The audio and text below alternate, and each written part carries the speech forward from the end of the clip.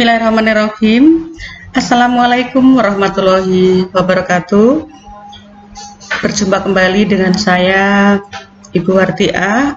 Pada kali ini akan membawakan materi pembelahan sel ya, khususnya yaitu pada amitosis dan mitosis. Nah, jadi pada pembelahan sel ini nanti kita akan pelajari ada beberapa pembelahan sel ya, makanya kita lihat materi-materi berikut.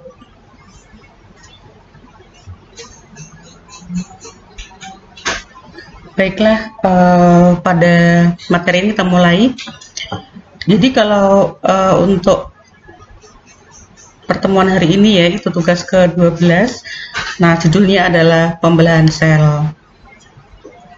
Pembelahan sel itu terbagi menjadi 3 macam, yaitu amitosis, mitosis, dan meiosis.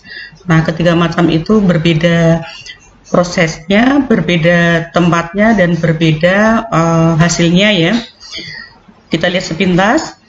Pada amitosis yaitu biasanya A itu berasal dari kata tidak. Nah, jadi mitosis, amitosis itu artinya pembelahan sel yang tidak mengalami tahapan-tahapan tertentu atau terjadi secara langsung ya. Contohnya pada bakteri. Kemudian secara mitosis ya, mitosis itu adalah proses pembelahan sel yang berlangsung secara bertahap. Nah, ada tahapan-tahapannya yaitu ada interfase, ada karyokinesis, dan ada sitokinesis. Nah, masing-masing ini masih mempunyai tahapan-tahapan tertentu ya. Misalnya pada interfase itu ada fase G1, ada fase S, dan fase G2. Sedangkan karyokinesis atau pembelahan inti ya, itu tahapan-tahapannya adalah profase, metafase, anafase, dan telofase. Kemudian sitokinesis itu adalah tahapan pembelahan pada sitoplasma. Jadi setelah inti selnya membelah, maka diikuti dengan pembelahan sitoplasma yang dinamakan sitokinesis. Itu. Sedangkan yang berikutnya adalah pembelahan sel secara meiosis. Nah, meiosis itu berlangsung pada sel kelamin, ya. Kemudian ini meliputi 2 kali pembelahan, yaitu ada meiosis 1 dan ada meiosis 2. Masing-masing meiosis 1 itu tahapan-tahapannya adalah ada interfase, profase 1, metafase 1, anafase 1, telofase 1, dan sitokinesis. Nah, kemudian hasil dari meiosis 1 ini akan berlanjut menuju ke meiosis 2. Nah, di sini akan menuju ke profase 2, metafase 2, anafase 2, telofase 2, dan sitokinesis 2. Oke ya. Itu sepintas peta konsep secara pokok ya. Kita lihat materi yang selanjutnya.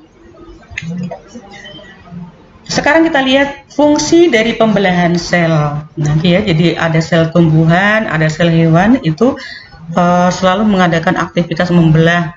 Nah, fungsi pembelahan sel itu yang pertama adalah sebagai pertumbuhan, kedua memperbaiki bagian tubuh yang rusak, yang ketiga adalah berfungsi sebagai reproduksi. Ya, reproduksi. Kita lihat satu persatu. Yang pertama adalah fungsi pertumbuhan. Nah, kita lihat gambar ini. Gambar ini kan pertumbuhan seorang anak ya, mulai dari usia bayi sampai menjelang dewasa. Nah, kita lihat dari usia bayi yang tadinya masih merangkak, kemudian balita.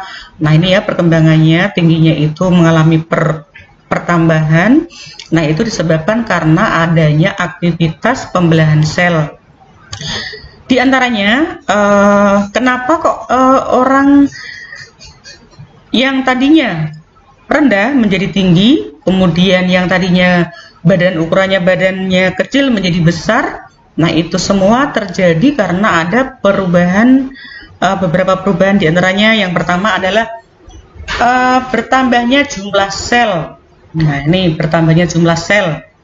Jadi di sini satu sel itu membelah menjadi 2 menjadi 4 menjadi 8, dan kelipatan berikutnya. Kemudian yang kedua, bertambahnya massa sel. Nah, karena sel itu semakin hari semakin bertambah komponennya, ya, komposisi, nutrisi dan lain sebagainya, maka massa selnya akan bertambah beratnya, ya. Sedangkan yang ketiga adalah bertambahnya ukuran sel. Nah, sama, karena setiap hari kita makan, minum dan lain sebagainya, maka komponen-komponen atau nutrisi yang lain itu juga bertambah. Nah, itu akhirnya mengakibatkan ukuran sel yang tadinya kecil mengembang bertambah menjadi besar. Itulah yang dinamakan pertumbuhan, ya. Jadi bertambahnya jumlah sel, bertambahnya massa sel, dan bertambahnya ukuran sel. Kita lihat fungsi yang berikutnya, yaitu memperbaiki bagian tubuh yang rusak. Nah, di sini ini kita lihat gambar luka. Kita kadang-kadang ada luka bakar, ada luka karena benda tajam, atau karena kecelakaan dan yang lain-lain. Nah, tubuh kita yang sudah mengalami kerusakan itu atau gangguan, ya, itu nanti lama-kelamaan itu akan pulih. Nah, pulihnya itu disebabkan karena ada kegiatan pembelahan sel yang berada di sekitar bagian yang luka. Pelan-pelan luka yang terbuka ini pelan-pelan akan menutup. Nah, itu disebabkan karena adanya sel-sel yang masih sehat, ya, sel-sel yang masih normal itu mengadakan pembelahan yang kemudian akan menutup luka. Lanjut, yang ketiga yaitu berfungsi sebagai reproduksi. Nah, reproduksi itu perkembangbiakan. Nah, ini, ya, kita lihat kalau pada makhluk hidup uniseluler atau makhluk hidup yang bersel satu, pembelahan sel itu berfungsi sebagai alat untuk memperbanyak diri. Nah, ini contohnya.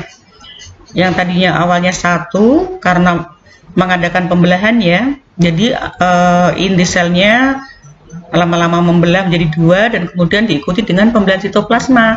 Akhirnya satu sel ini nanti akan membelah menjadi 2 sel anakan, dan 2 sel anakan nanti akan mengadakan pembelahan lagi, begitu seterusnya.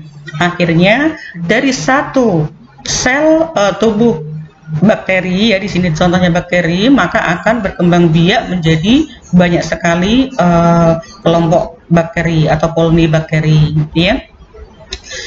Sedangkan pada manusia dan hewan itu untuk yang berkaitan dengan reproduksi, yaitu pada proses gametogenesis. Nah, di sini terjadi proses pembentukan gamet. Nah, kalau pada pria, pembentukan gamet itu dinamakan spermatogenesis, sedangkan pada wanita itu dinamakan oogenesis. Ini terjadi pada waktu manusia sudah mencapai dewasa. Oke, kita lanjut.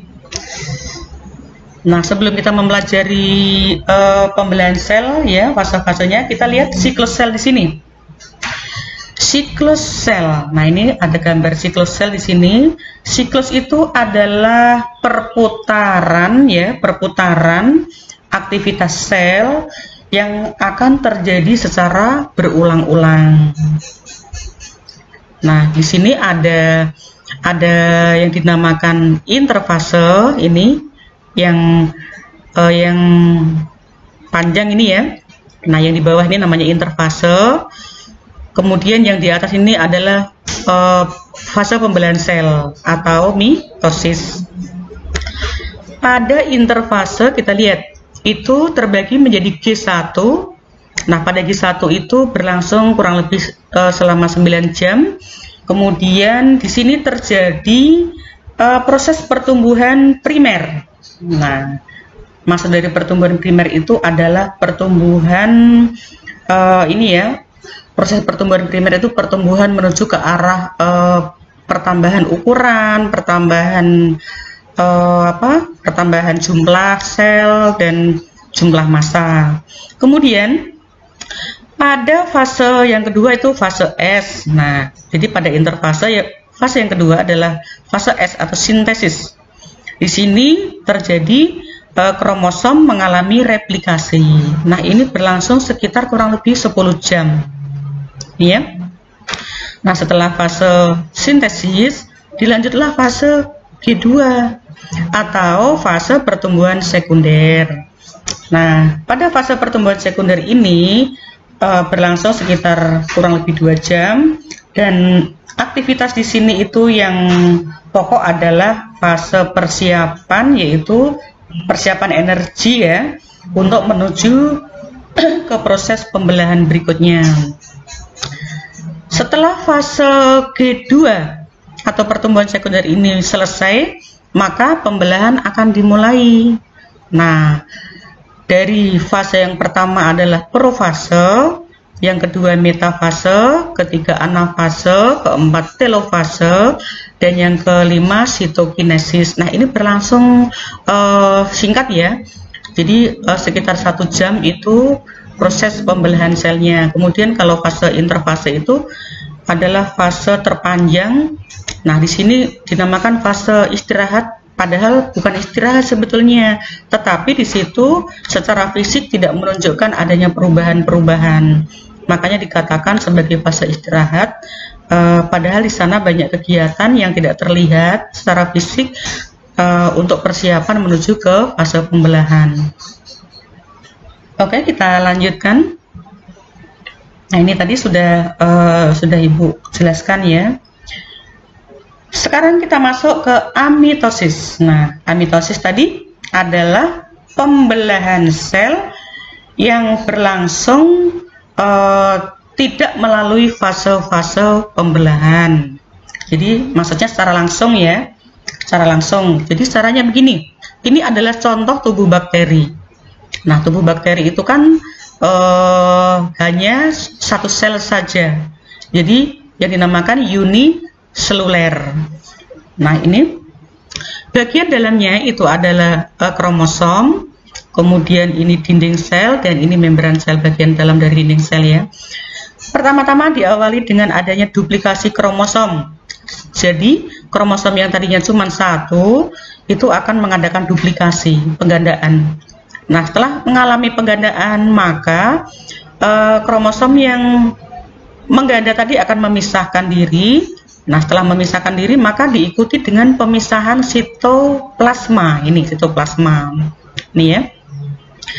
Setelah terjadi pemisahan sitoplasma, maka kedua sel anakan itu terpisah menjadi 2 sel anak. Nah, jadi dari 1 sel tubuh bakteri itu akan membelah menjadi 2 sel anak yang sama dengan induknya. Itulah amitosis ya. Jadi amitosis ini selain terjadi pada bakteri, juga terjadi pada makhluk-makhluk hidup uniseluler yang lain ya. Jadi cara reproduksinya adalah dengan cara pembelahan sel secara amitosis. Oke, kita lanjut. Sedangkan pembelahan sel yang kedua adalah secara mitosis. Nah, mitosis, kalau pada mitosis itu adalah pembelahan sel yang mengalami beberapa tahapan-tahapan. Di antaranya adalah profase, yang pertama itu profase, yang kedua metafase, yang ketiga anafase, keempat telofase. Nah, pada pembelahan sel ini yang kita perhatikan banget itu adalah tingkah laku kromosom ya. Jadi perubahan kromosom mulai dari profase, berubah metafase, dan seterusnya itu mengalami perubahan, entah perubahan bentuk ataupun perubahan jumlah ya. Kita lihat. pada fase yang pertama adalah profase. Nah, kita lihat pada profase ini terjadi perubahan-perubahan pada sel. Yang pertama, kromosom sudah mengganda, kemudian memadat. Nah, ini ya. Jadi pada intinya pada profase itu yang tadinya sel itu belum aktif ya, maka terjadilah beberapa proses. Diantaranya adalah yang pertama, benang-benang kromatin yang ada dalam inti sel itu mengadakan pemendekan atau pemadatan membentuk kromosom. Kemudian membran inti mulai menghilang. Kemudian sentrosom, nah ini sentrosom ya, itu akan membelah, membentuk dua sentriol. Nah, yang kemudian akan menuju ke masing-masing kutub yang berlawanan. Ini ya. Jadi antara sentriol yang satu dengan sentriol yang lain, setelah mereka berada pada kutub yang berlawanan, maka mereka akan membentuk benang spindle ya. Jadi kedua sentriol ini akan dihubungkan oleh benang-benang spindle. Setelah itu profase selesai. Nah, kemudian masuklah ke fase yang kedua, yaitu metafase.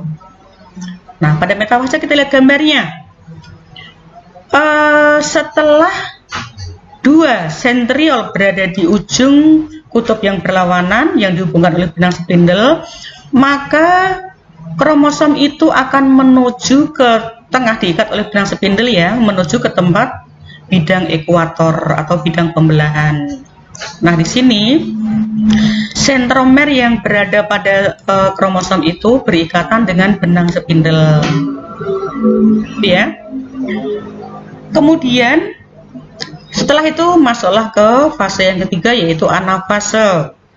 Nah, pada anafase kita lihat yang tadinya pada metafase itu kromosom berjejer rapi ya di tengah-tengah, maka pada anafase kita lihat kromosom bergerak menuju kutub yang berlawanan.